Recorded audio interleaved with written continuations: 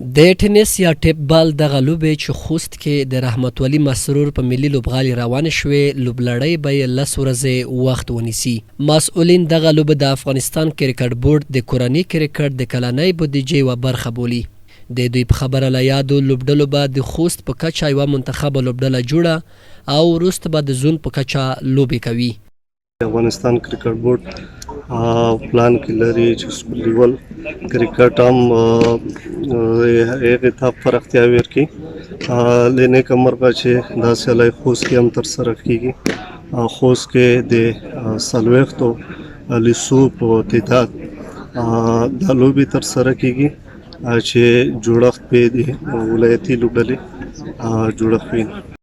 زده کوونکي د کرکټ دغه لوبې د ځان لپاره ډېرې مهمه وبللې او ترڅنګ یې د ښوونځیو ترمنځ په یووالي کې هم ګټورې یادې کړې.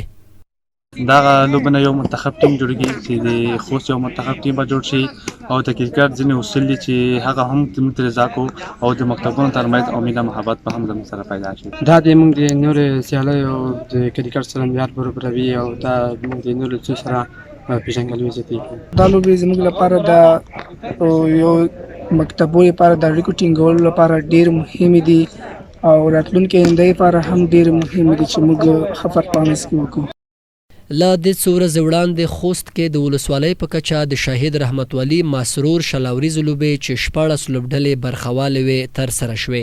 له شلوریزو لوبو یې موخه د غوره لوبغاړو موندل او په ولسوالیو کې د کرکټ برخې ته وده ورکول ښودل شوي وو.